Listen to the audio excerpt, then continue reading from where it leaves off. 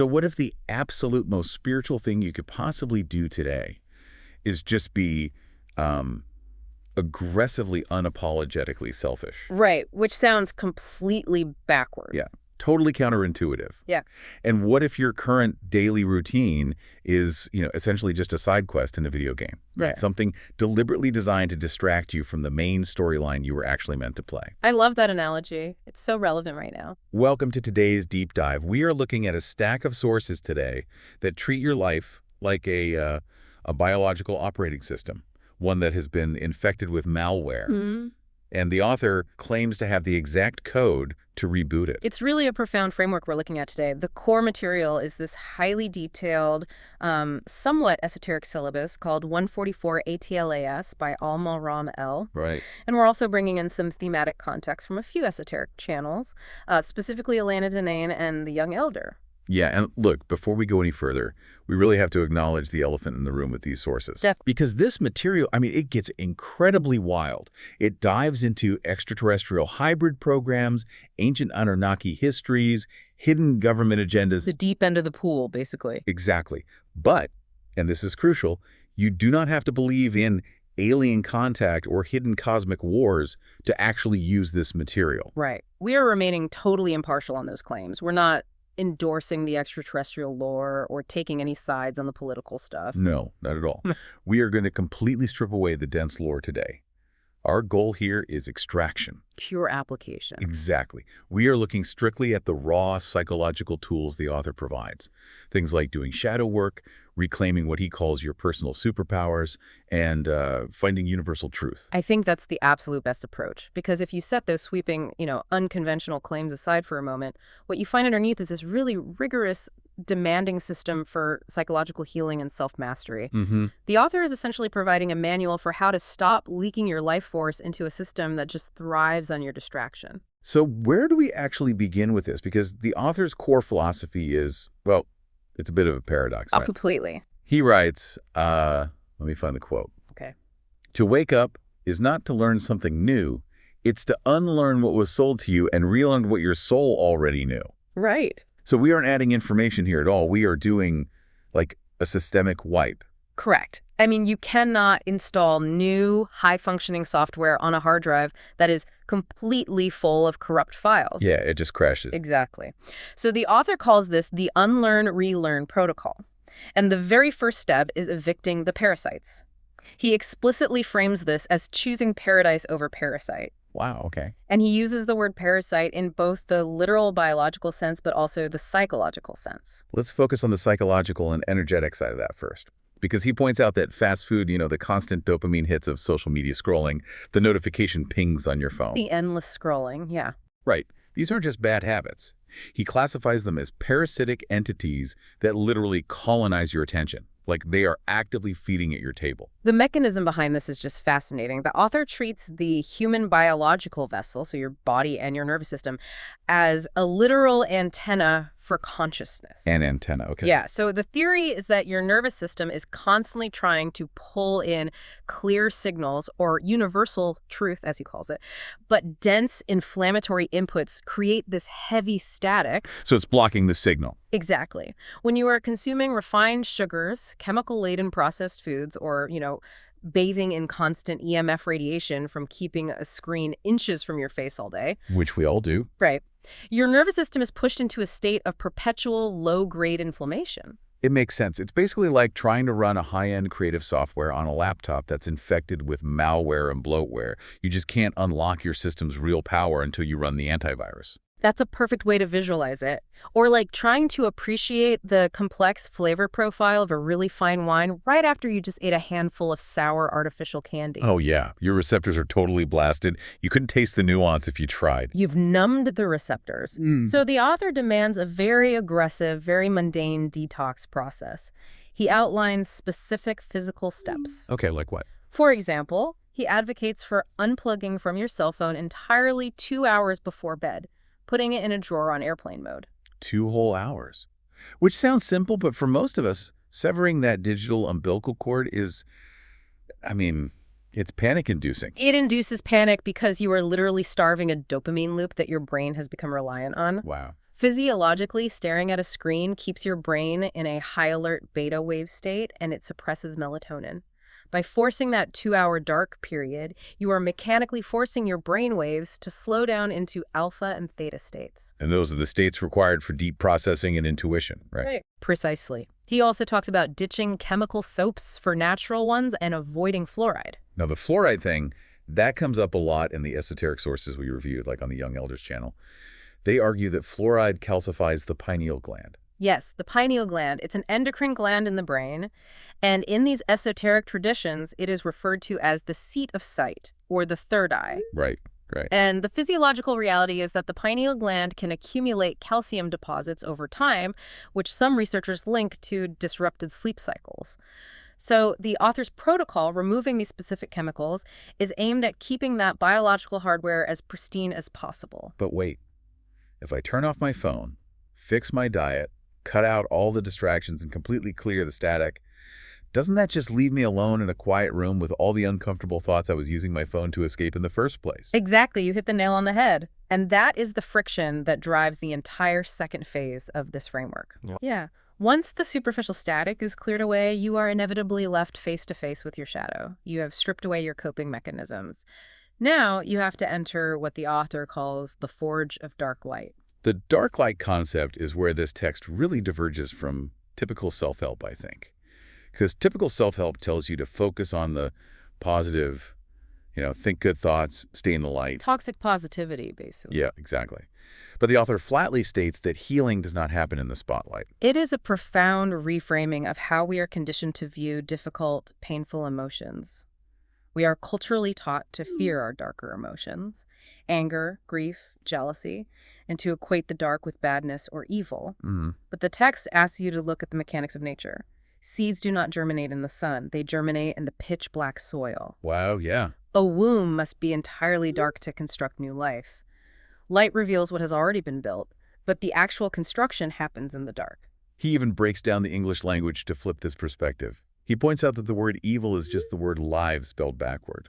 I love that part. And he redefines the devil as devil short for developer. That linguistic shift is vital. If you view hardship, trauma, or the dark moments of your life as a punishment from the universe, you're just a victim. Right. But if you view that resistance as a developer, the way a muscle needs the resistance of heavy weights to tear and grow stronger, you reclaim your agency. And the author shares his own journey here, right? He calls the Hood Doctor. Yes, and he didn't achieve this by meditating his pain away. He took the suppressed, traumatized part of his childhood, his rage, his profound grief, his hunger, and used his own darkness as a laboratory. He weaponized it. Like, instead of letting his rage burn his life down, he forged it into the ability to set impenetrable boundaries. Which brings us to the concept of PTG, post-traumatic growth. Such an important concept. And I want to push back on something the text claims here, because I think it's a tough pill to swallow for a lot of people. The author claims that the goal of life is not to be permanently happy. He says happiness is just a resting station. From a psychological standpoint, the expectation of permanent happiness is actually a major driver of modern anxiety. Because you think you're failing if you're not smiling all the time. Exactly. When you inevitably aren't happy, you think something is wrong with you. The mechanism of post-traumatic growth isn't about bouncing back to the exact person you were before the trauma. Right. It is about the trauma physically and emotionally enlarging your capacity to handle complexity. The goal isn't to be happy. The goal is to expand your capacity to lead, to create, and to hold both joy and immense sorrow without breaking. But to do that shadow work, the author introduces a practice that I think is going to ruffle a lot of feathers.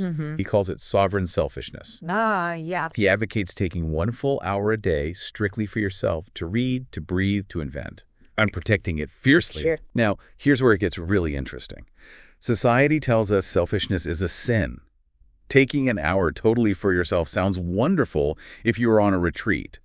But for a listener who is, say, a single parent or someone working 2 jobs just to make rent, calling selfishness a daily non-negotiable spiritual practice feels almost out of touch.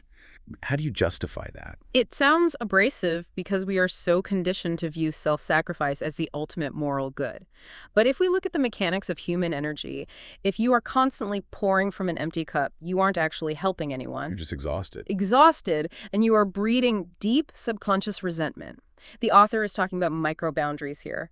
Sovereign selfishness is the realization that if you are entirely depleted, you are merely a reactionary organism. Well, that makes sense. You're reacting to your kids, reacting to your boss, reacting to your bill. Exactly. You have no sovereign power.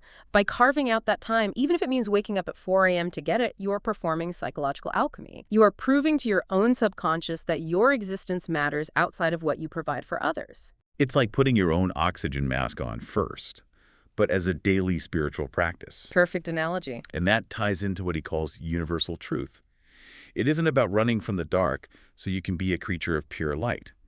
Because pure light is brittle, the power comes from integration, merging your shadow with your light so completely that you can navigate any environment. Precisely. If we connect this to the bigger picture, you are creating a psychological alchemy, turning the lead of your trauma into the gold of your personal strength. So the natural question becomes, once you have detoxed your system, and once you have integrated your dark and light to claim this sovereignty, how do you actually apply it in the real world? Right. How do we use these superpowers? Yeah. Because he isn't talking about shooting laser beams from your hands, obviously. Oh, no. He believes real powers are extremely practical. You're directing energy, finding purpose, leading. And this is where he brings in astrology. But to be clear, he is not talking about the horoscope you read in the Sunday paper that tells you you're going to meet a tall, dark stranger. No, not at all. The author views the zodiac system as a game map. If you view your life as a simulation or a complex video game, the zodiac is your HUD, your heads-up display. Ooh, I like that. It is a blueprint showing the specific innate skills and energetic signatures your avatar spawned with. I really want to dig into how this works mechanically, because the author breaks the 12 astrological signs into 6 integrated pairings. He argues that true power isn't living in your dominant trait, it's integrating its exact opposite polarity.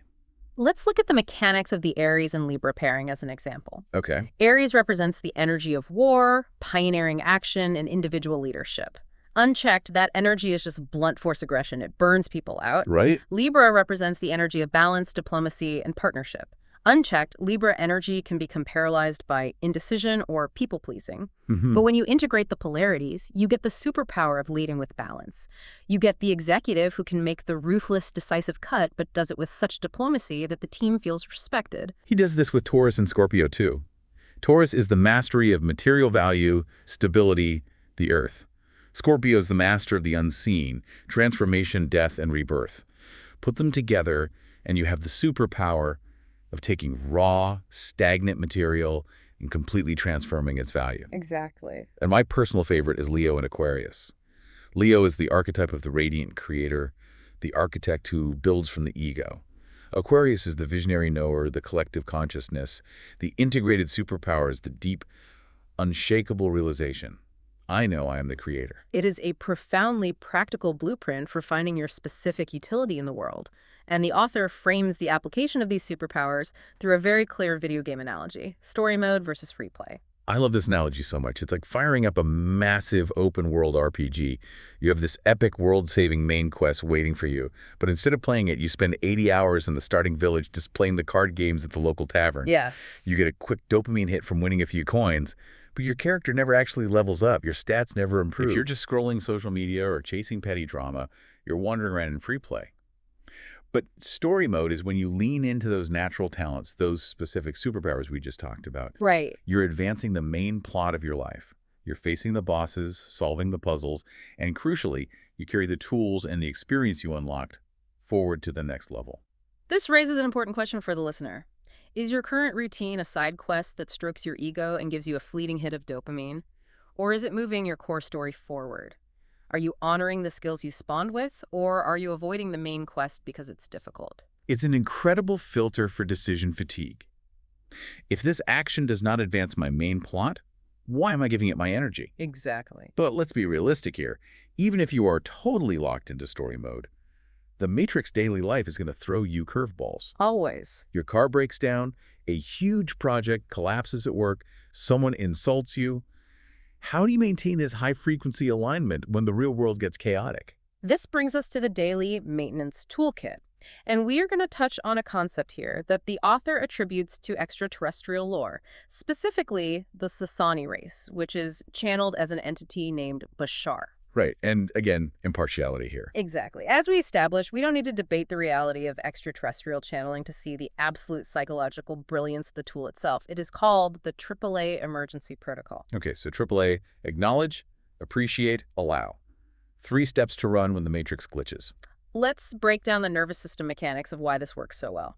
Step 1 is acknowledge. When a crisis hits, you say out loud, "This is happening. I chose this experience." That's powerful.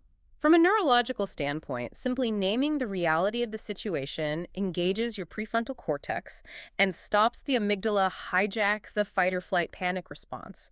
It instantly shifts you out of a victim mindset and reestablishes you as the sovereign creator of the moment. Step 2 is appreciate. You have to find one tiny thing to be grateful for in that exact terrible moment, even if it's just, I'm grateful I am breathing. And the mechanism there is chemical.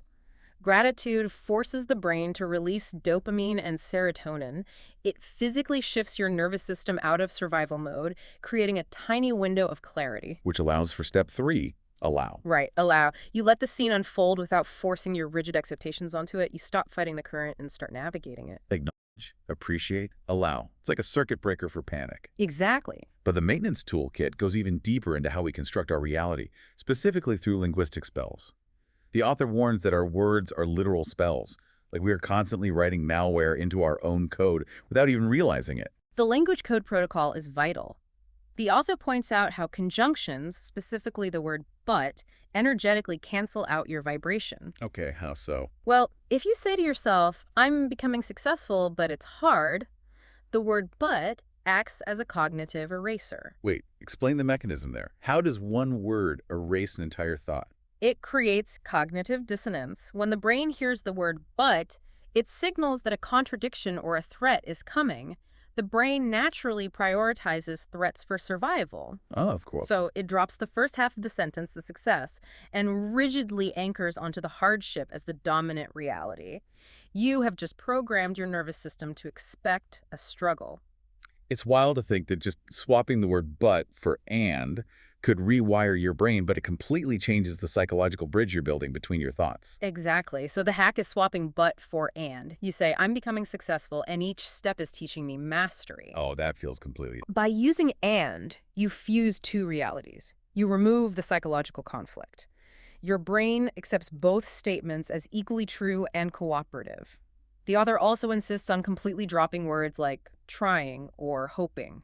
Because those imply lack. Right. If you say, "I am trying to heal," you are commanding your brain to stay in a perpetual state of attempting, which is a state of lack. You aren't trying to heal, you are healing. It requires an insane level of mindfulness to catch yourself speaking like that. And alongside those language hacks, the text outlines daily micro-practices to physically maintain this state. Yes, the physical component is huge. There's a 7-minute movement routine, like jumping rope or shadow boxing, just to clear stuck physical energy. A nightly 10-minute journaling session to unload the mental cache, and something called the breath of fire. Now, why not just take deep breaths? What makes the breath of fire different? Breath of fire is rapid, rhythmic breathing driven from the belly. Mechanically, it spikes the expulsion of carbon dioxide, which temporarily alters the pH of your blood. It stimulates the vagus nerve, forcing a massive, immediate reset of the parasympathetic nervous system. It oxygenates the brain so rapidly that it clears mental fog almost instantly. It is a biological override switch. By controlling your breath, your words, and your reactions, you stop being a passive victim of your environment. You become an active architect. Okay, let's take a breath of our own and look at the whole map we just unfolded. It's a lot to take in. It really is. We started with the unlearned protocol, evicting the physical and digital parasites that clog your biological antenna so you can actually hear your own intuition. Right. Then we moved into the dark, realizing that your suppressed pain isn't a curse. It is the raw material you forge into strength through the controversial practice of sovereign selfishness. And from there, we mapped how to take that internal strength and apply it externally. We looked at using your specific zodiac polarities as a HUD for your avatar and the vital importance of staying in story mode rather than wasting your energy in the infinite distractions of free play. And finally, we grounded it all with the maintenance protocols.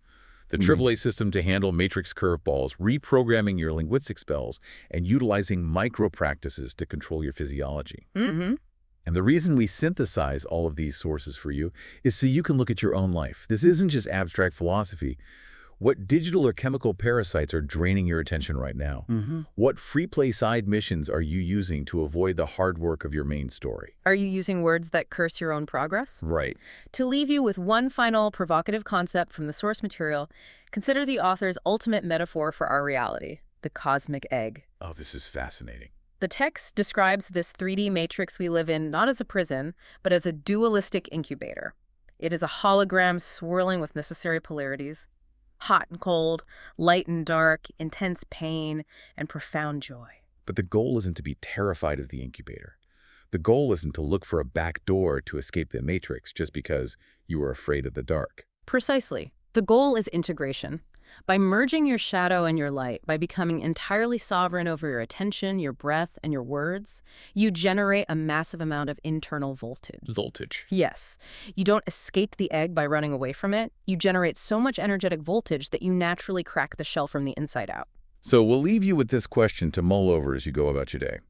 If your life right now, with all of its friction and all of its pain, is just the incubator, what exactly are you generating the energy to hatch into? Are you just gathering static? Or are you finally tuning the dial to a frequency that changes everything? Thank you for joining us on this deep dive. Stay curious, protect your energy fiercely, and keep diving deep.